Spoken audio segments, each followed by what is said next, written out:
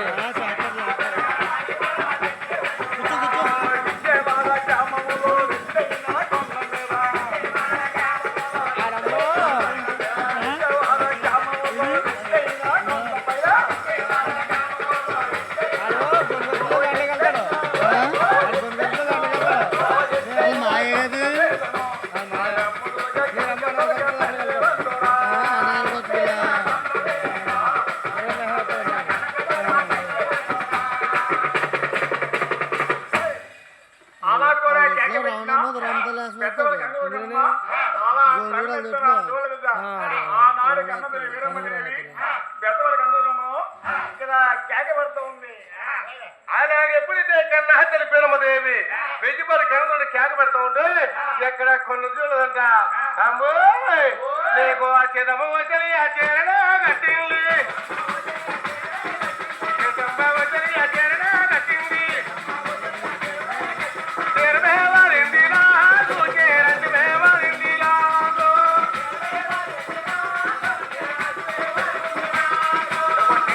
వచ్చి ఆ గుళ్ళి కట్టింది,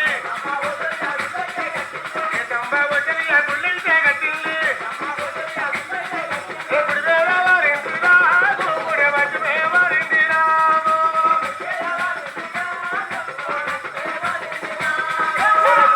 వారింది రాదు, కూడా వచ్చి వారింది రాదు,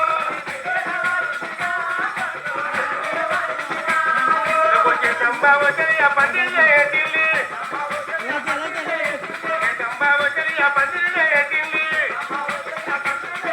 ఏ పందిరి వారింది రాదు, పని రథమే వారింది రాదు, ఒరే పందిరి వారింది రాదు, పని రథమే వారింది రాదు, వచ్చే తంబ వచ్చి ఆ కొబ్బరి వచ్చింది, తంబ వచ్చి ఆ కొబ్బరి